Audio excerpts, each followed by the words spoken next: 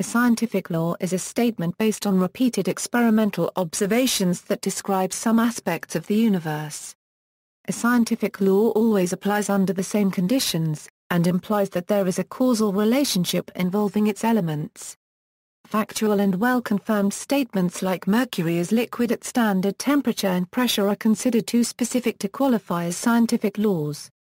A central problem in the philosophy of science, going back to David Hume, is that of distinguishing causal relationships from principles that arise due to constant conjunction. Laws differ from scientific theories in that they do not posit a mechanism or explanation of phenomena, they are merely distillations of the results of repeated observation.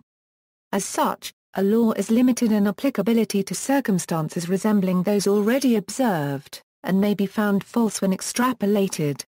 Ohm's law only applies to linear networks. Newton's law of universal gravitation only applies in weak gravitational fields. The early laws of aerodynamics such as Bernoulli's principle do not apply in case of compressible flow such as occurs in transonic and supersonic flight. Hooke's law only applies to strain below the elastic limit, etc.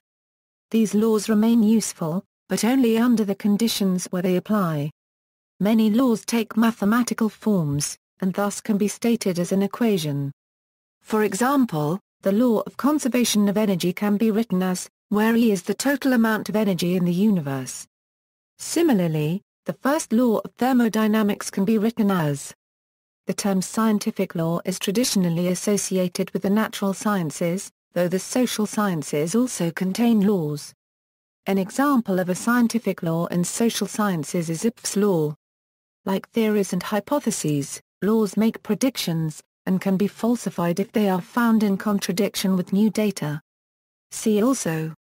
References. Further reading.